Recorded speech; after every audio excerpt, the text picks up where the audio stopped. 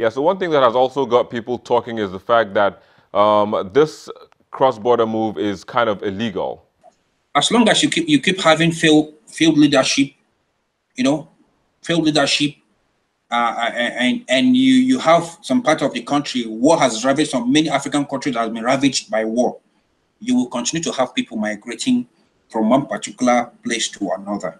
And let me give an example. Within Nigeria, you can how many internally displaced people do you think we have? Camps all over Nigeria. In Abuja, you can see the camps in Edo State, in Kanu, in other Jigawa, Maiduguri. And what is the cause of all this?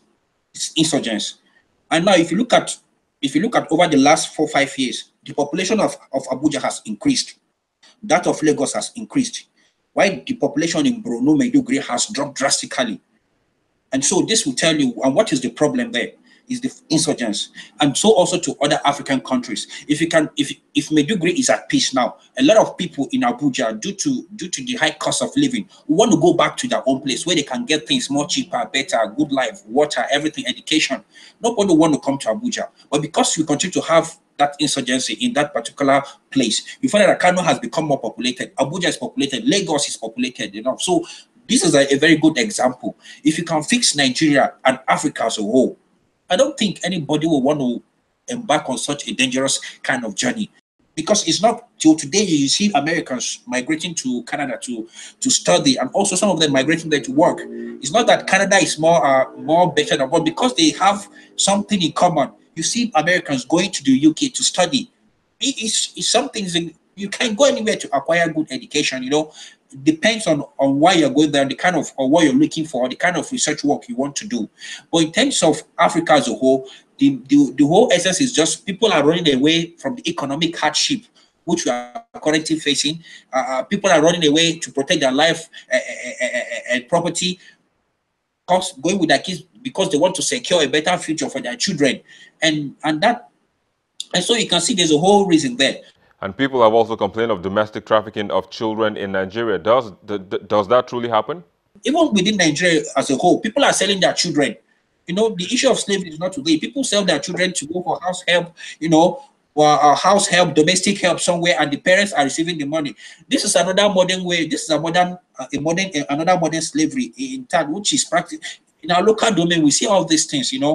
You take your son from the village, you move him or her to the city to stay with somebody you don't know. At the end of the day, probably during the festive period, they send you wrapper, they send you pap oil, they send you one or two things, and you're happy. In exchange of your own son or daughter that is there doing a domestic help for them, and which is a child that is supposed to be in school. So these are the whole issue. Poverty is one of those things.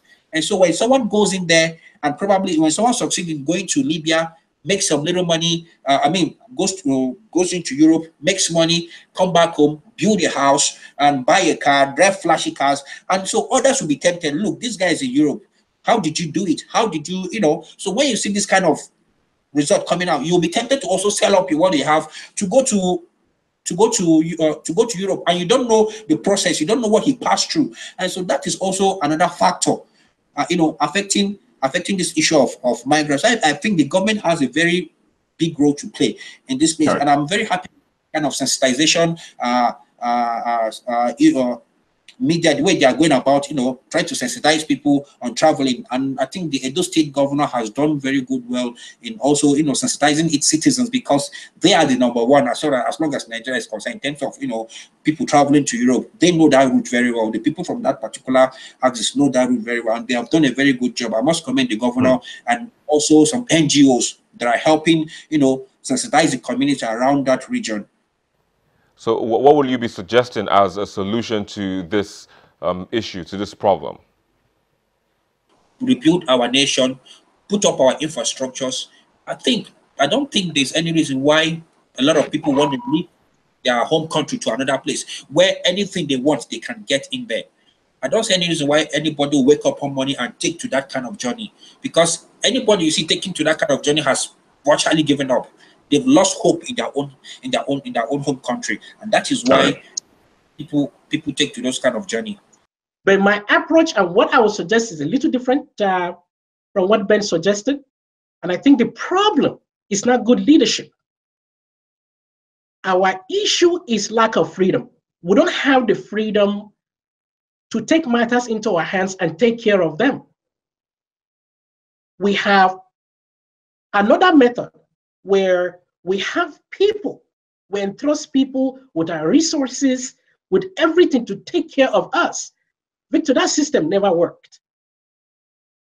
The USSR, formerly Russia, was consisted of about 15 nations all together.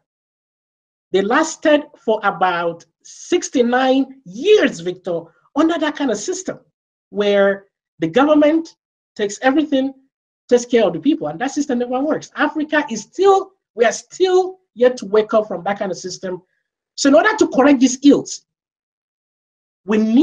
Africans need to have freedom. We need to understand we need freedom. And that freedom, what that means is education.